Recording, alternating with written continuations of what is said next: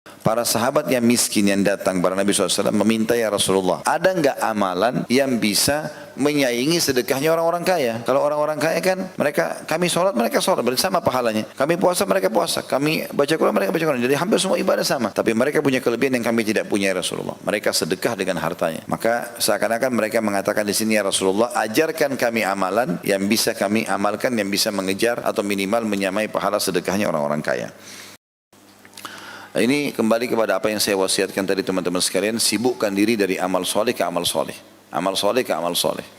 Kapan kita sibukkan diri dengan amal soleh, kita nggak butuh energi khusus untuk tinggalkan dosa. Dosa itu hanya bisa syaitan tanamkan dalam hati kita kalau kita sedang lalai. Tapi kalau kita sibuk dengan amal soleh, tidak. Jadi orang lagi santai, lagi nggak ada kegiatan, apalagi nggak berzikir, nggak baca Quran, nggak dengarin ceramah, maka syaitan akan masuk. Mulailah masuk kepada kemaksiatan, tonton ini, tonton itu. Tapi kalau dia sibuk dengan amal soleh, amal soleh ke amal soleh, amal soleh ke amal soleh, dari ceramah ke ceramah, dari zikir ke zikir, dari doa ke doa, dari Quran ke Quran, terus saja dia sibuk dengan itu, maka tidak ada celah buat syaitan untuk menggoda dia. Jadi kita tidak butuh energi khusus untuk meninggalkan dosa. Tapi sibukkan diri dengan amal soleh, otomatis dosa akan ditinggalkan. Kata Nabi SAW, orang yang sibuk, ya, saling mencintai karena Allah, saling duduk bermajlis bersama-sama karena Allah, dan saling menziarahi karena Allah. Sibuk dari situ. Banyak hal teman-teman sekalian yang kita anggap remeh tapi sebenarnya dia bernilai besar. Seperti memenuhi hajat seorang muslim. Kalau ada seorang muslim yang telepon, minta tolong atau WA, tolong ini ya, tolong ini ya, tolong temani saya. Jangan anggap remeh itu. Apa kata Nabi SAW? Aku memenuhi hajat satu saudaraku muslim. Satu saja, antar dia ke pasar, tunjukin dia ke satu tempat, lihatkan dia rumah yang dia mau beli, kendaraan dia mau diperbaiki, segala macam. Kata Nabi SAW, aku memenuhi hajat satu saja saudaraku muslim, lebih aku cintai daripada aku beriktikaf 1 bulan di masjid ini. Ditunjuklah masjid beliau alaihissalam. Beliau tunjuk masjid beliau. Iktikaf di Masjid Nabawi teman-teman, artinya mengikat diri 5 waktu solat. Selain juga solat-solat sunnah, duhanya, solat tahiyat masjid, solat wudu, solat tahajudnya. Semua ini iktikaf, mengikat diri. Pahalanya 1 kali solat 1000. Kalau berjamaah dikali 25 kali lipat, diangkat 27 derajat gitu kan. Sebulan itu luar biasa. Kalau sehari saja kita punya 1 pahala solat wajib, 1000 di Masjid Nabawi, berarti kita punya 5000 pahala, subuh, duhur, asar, maghrib, isya. Kalau sendirian, kalau berjamaah dikali 25 kali lipat, dikali sebulan itu luar biasa pahalanya. Tapi Nabi SAW memberikan kita kata kunci, apalagi yang tidak tinggal di Madinah. Kalau aku penuhi hajat satu saya saudaraku muslim, lebih aku cintai daripada itikaf di masjid ini 1 bulan. Artinya mendapatkan pahala ribuan. Berarti memenuhi hajat seorang muslim itu mengalahkan pahala itikaf 1 bulan di Masjid Nabawi. Dan ini satu karunia yang luar biasa. Allah SWT mudahkan kita untuk mendapatkan pahala dari ma'ruf ini. Gitu kan. Yang kata Nabi SAW, yang ini katakan Imam Bukhari berkata, haddatsana Musa qala haddatsana Abdul Wahid an Asim an Abi Uthman qala Rasulullah sallallahu alaihi wasallam mithlu. Musa mengabarkan kepada kami, kata Imam Bukhari rahimahullah, ia berkata Abdul Wahid mengabarkan kepada kami dari Asim dari Abu Uthman, Rasulullah SAW bersabda seperti hadis sebelumnya. Semua inti bahasan beberapa hadis ini bagaimana kita menunggangi dunia untuk mendapatkan yang terbaik di akhirat, dan harus selalu kita jadikan rutinitas kita amal soleh ke amal soleh dan jauhi kemungkaran. Sekali berbuat beristighfar kepada Allah, jangan ulangi. Karena sekali melakukan kemungkaran dan berulang-ulang akan mendatangkan juga efek daripada hukuman itu, baik di dunia maupun di akhirat. Ya, setiap kebaikan adalah sedekah. Hadis yang pertama nomor 224, Imam Bukhari berkata rahimahullah, Ali bin Ayyash mengabarkan kepada kami, ia berkata, an Jabir bin Abdullah radhiyallahu anhuma, dan kita mengatakan radhiyallahu anhuma karena Jabir dan ayahnya dua-dua sahabat, anin Nabi sallallahu alaihi wasallam qala kullu ma'rufin sadaqah. Dari Jabir bin Abdullah radhiyallahu anhu dari Nabi sallallahu alaihi wasallam, beliau bersabda, setiap perbuatan baik adalah sedekah. Kandungan hadis, dalam hadis ini terdapat anjuran agar tidak meremehkan satu atau suatu perbuatan baik, karena setiap kebaikan yang dilakukan dan diucapkan oleh seseorang tercatat baginya sedekah. Hadis ini ringkas, padat, dan ini termasuk dalam jawami'il kalim namanya. Salah satu kelebihan yang Allah berikan kepada Nabi SAW, beliau punya jawami'il kalim. Apa itu jawami'il kalim? Jawami'il kalim ini kalimat-kalimat ringkas tapi punya makna luas. Kalimatnya sederhana. Kullu ma'ruf sadaqah. Semua perbuatan baik yang kamu lakukan akan dicatat sebagai sedekah, maksudnya jadi pahala. Sebagian ulama mengatakan bisa 2 makna. Akan dapat pahala dari amalmu itu, misalnya bakti sama orang tua, juga orang sakit, itu akan dicatat pahala sendiri. Dan ditambah plus pahala sedekah. Allah SWT akan nilai juga itu pahala. Jadi dia dapat double pahala. Jenguk orang sakit dapat pahala jenguknya, dapat juga pahala sedekahnya. Dianggap itu sedekah. di jalan Allah SWT. Bagaimana nilainya itu Allah lebih tahu. Maka semua perbuatan yang ma'ruf Allah nilai dengan sedekah. Kandungan hadis ini kata beliau, dalam hadis ini terdapat anjuran agar tidak meremehkan satu perbuatan baik, karena setiap kebaikan dilakukan dan diucapkan oleh seseorang tercatat sebagiannya sedekah. Apapun itu sifatnya. Apapun itu sifatnya. Senyum dengan muslim, memandu, menunjukkan orang alamat, apa saja mungkin kita anggap remeh. Bahkan kata Nabi SAW, aku diperlihatkan seseorang ahli surga yang sedang menikmati istana di surga dengan buah-buahannya karena sepotong duri yang dia pindahkan dari jalan agar tidak mengenaki manusia atau tidak mengena atau tidak membahayakan manusia. Itu aja sudah cukup membuat dia menikmati istana-istana di surga. Bagaimana dengan perbuatan-perbuatan yang lain? Kalau lagi lewat teman-teman kita lihat ada potongan kayu di tengah jalan, mampir sebentar, pindahkan dari jalan. Karena kata Nabi SAW, iman itu 70 sekian tingkatan, yang paling tinggi la ilaha illallah, yang paling rendahnya adalah meninggalkan sesuatu dari yang berbahaya dari jalanan. Jangan anggap remeh. Saudara kita muslim lagi baik, senyum, kita senyum, salam, ucapin salam. Abdullah bin Umar kadang-kadang kalau selesai sholat duha, sudah mandi, sudah segala macam, udah tidak ada kegiatan lagi, dia sudah selesaikan hizib Qur'annya, sudah zikir pagi petangnya, dia keluar dari rumahnya ke pinggir jalan hanya ucapin salam baru kembali lagi. Semua amal soleh dikerjakan. Apa yang Allah mudahkan depan mata kerjakan dan jangan ditunda-tunda. Setiap ada bisikan menuju kita menunda, apalagi meninggalkan, maka itu dari syaitan. Baca isti'adzah. A'udzubillahi minasyaitonirrajim. Nabi SAW bersabda, diwajibkan atas setiap muslim bersedekah. Rutin selalu mengeluarkan apa saja, makanan, minuman, pakaian, uang. Itu diwajibkan supaya dia selamat. Karena sedekah bisa meredam murkanya Allah. Sebagaimana sabda Nabi SAW, sedekah tudfi'u ghadabur rahman. Kalau ada kesalahan kita, Allah maafkan. Para sahabat bertanya, jika ia tidak mendapatkan sesuatu yang bisa disedekahkan, maka beliau SAW menjawab, hendaklah ia bekerja dengan kedua tangannya untuk mendapatkan manfaat bagi dirinya sendiri dan bersedekah. Dia kerja, hasil kerjanya dia makan, dia juga sedekahkan kepada orang lain. Mereka para sahabat bertanya, jika tidak mampu, tidak bisa kerja dengan hasil tangannya sendiri, maka beliau SAW menjawab, hendaknya ia membantu orang yang mempunyai kebutuhan mendesak yang teraniaya. Mereka lalu jadi bantu orang lain supaya bisa dia keluar dari permasalahannya. Nasihatkah, bantuan materi kah, fisik kah, tenaga. Mereka lalu bertanya lagi, jika tidak mampu juga, maka beliau SAW menjawab, hendaknya ia mengajak berbuat baik. Maka mereka menjawab lagi, bertanya lagi, jika tidak mampu juga ya Rasulullah, artinya sangat lemah orang ini. Maka beliau SAW menjawab, hendaknya ia menahan diri dari keburukan, sesungguhnya itu adalah sedekah baginya. Dia tidak buat dosa saja, itu sudah sedekah. Tadi kalau dia bisa bantu orang lain, dinasihati segala macam, bagus. Kalau dia tidak bisa, berarti kalau dia tahan diri dari keburukan saja sudah cukup, itu adalah sedekah.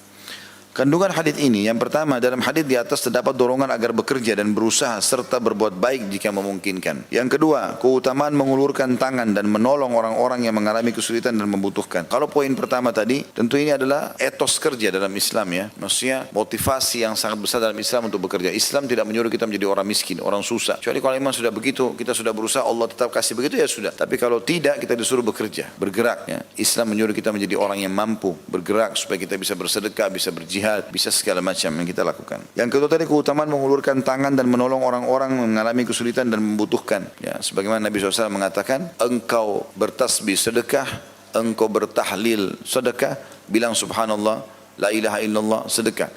Engkau bertakbir adalah sedekah. Ya. Engkau menyeru kepada kebaikan sedekah, melarang dari kemungkaran adalah sedekah, dan engkau menolong saudaramu muslim dengan mengangkat barang-barangnya, ketunggangannya adalah sedekah. Semuanya dinilai pahala oleh Allah SWT. Kita lihat teman kita bawa kresek banyak, berat, kita bantuin misalnya, itu sudah sedekah. Yang ketiga, keutamaan tidak berbuat kejahatan karena ingin memperoleh ridha Allah Ta'ala. Keutamaan tidak berbuat kejahatan karena ingin memperoleh ridha Allah Ta'ala. Jadi bagaimana kita meninggalkan keburukan saja, tidak jadi ganggu orang, tidak jadi bermaksiat, kita batalkan, itu sudah cukup untuk mendapatkan pahala. Yang keempat, istilah sedekah dapat disematkan pada berbagai bentuk perbuatan baik. Semua perbuatan yang baik bisa dihitung sedekah. Kita buat apapun adalah sedekah. Walaupun tadi saya bilang ada juga makna, ulama hadis bilang, kalau orang berbuat kebaikan seperti ini, Allah kasih pahalanya. Misalnya bakti sama orang tua, jenguk orang sakit, baca Quran. Tapi semua perbuatan baik ini Allah kasih lagi nilai seakan-akan ini sedekah semuanya. Maka ada double-double pahala yang bisa didapatkan dalam masalah seperti ini.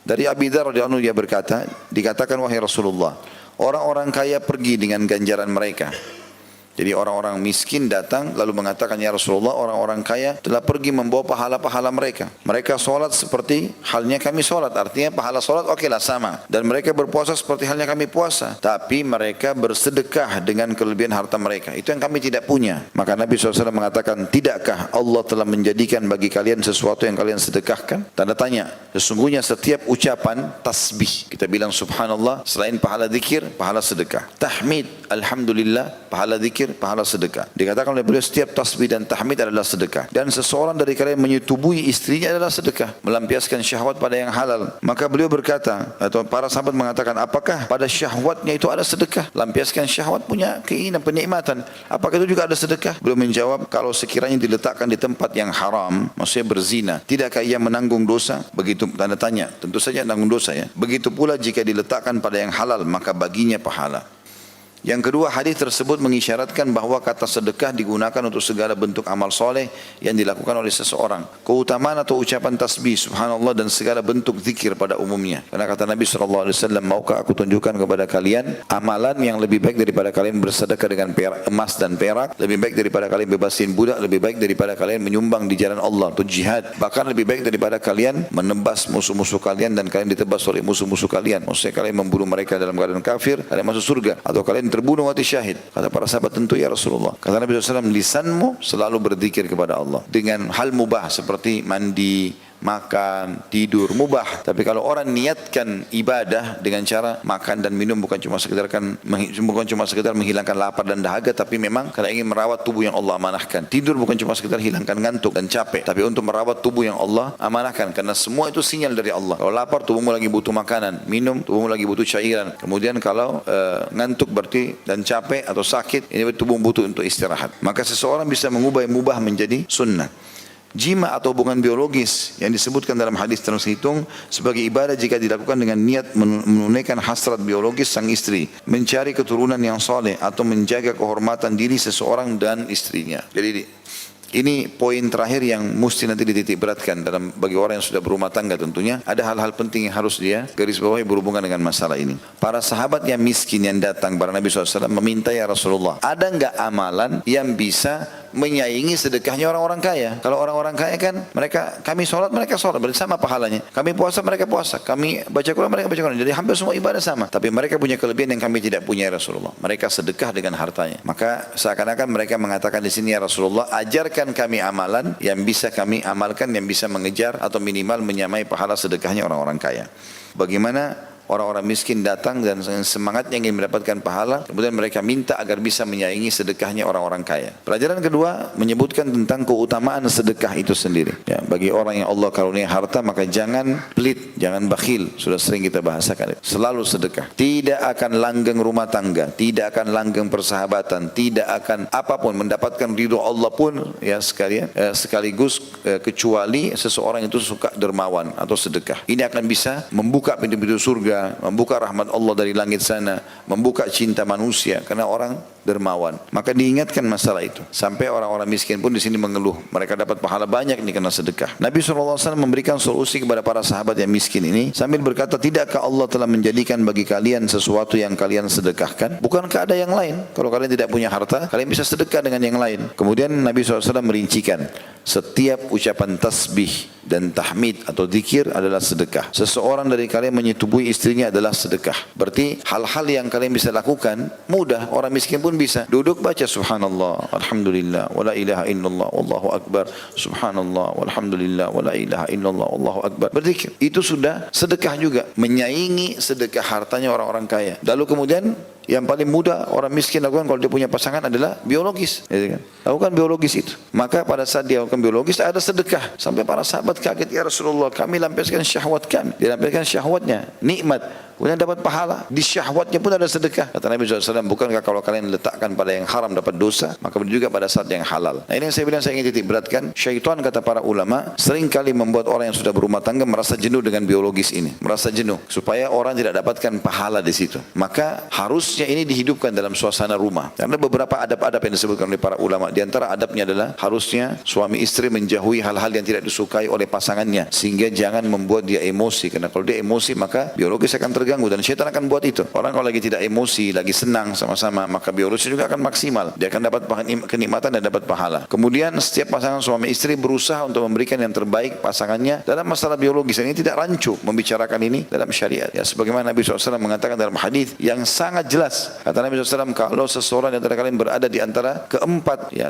potongan tubuh istrinya, maksudnya 2 tangan dan 2 kakinya, dia akan meletakkan kemaluan di kemaluan saja, dia akan menggaulinya, maka dia harusnya berijtihad. Ijtihad itu artinya serius melakukan itu dan memuaskan pasangannya. Sampai Nabi SAW ditiberkan itu bagian dari syariat. Kemudian juga menyiapkan makanan, minuman, ya, pakaian, situasi tempat, ya, yang nyaman. Jadi kita konsumsi makanan-makanan, targetnya bukan makanan dan minuman yang banyak kuantitas, tapi berkualitas. Walaupun sedikit tapi berkualitas. Ya, maka tidak harus banyak. Nabi SAW mengatakan, sesungguhnya, hai anak Adam, engkau cukup makan dengan sesuatu yang bisa membuat tulang belakangmu berdiri, tegak. Itu tidak ada hubungannya sama biologis sebenarnya. Kalau dia makan cukup, maka itu akan lebih baik daripada dia makan banyak dan mengganggu. Ya, karena hal-hal ini bisa mengganggu. Sementara biologis adalah bagian dari syariat.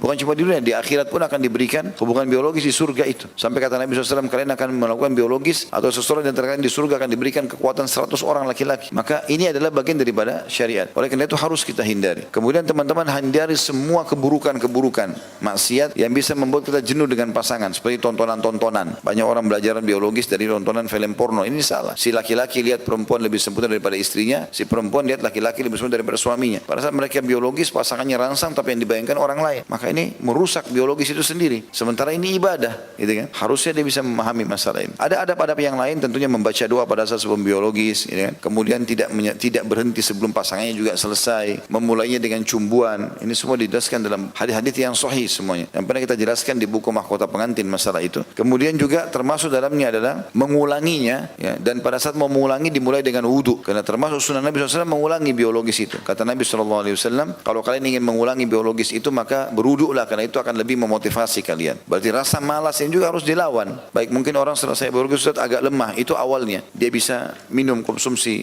madu, konsumsi air putih yang sehat, insya Allah selesai. Karena sperma bagi laki-laki itu seperti air ludah sebenarnya. Kapan dia keluarkan pun akan selalu ada produksi. Itu bibit manusia, Allah SWT berikan. Begitu juga dengan perempuan. Perempuan Allah SWT bisa berikan dia beberapa kali klimaks, itu karena tujuannya untuk menikmati masalah ini. Dan Nabi SAW mengatakan 3 hal yang tidak dianggap sia-sia, tidak ada dosanya. Salah satunya adalah menghabiskan waktu untuk bercanda dan bercengkrama dengan pasangan. Maka ini bagian daripada syariat kita. Karena banyak sekali saya dengarkan keluhan di pengajian, Ustaz, saya sudah 3 tahun tidak disentuh, saya sudah begini dan begitu. Jadi biologis ini kayak sesuatu yang hal tidak penting bagi mereka dalam rumah tangga. Ini clear. Abdullah bin Umar radhiyallahu anhu itu saking menjadikan ini sebagai sebuah ibadah yang besar pahalanya, maka beliau kalau berbuka puasa minum air putih sama kurma, lalu kemudian beliau sholat maghrib, kembali langsung biologis sama istrinya. Maka ini bagian daripada syariat. Allahu a'lam.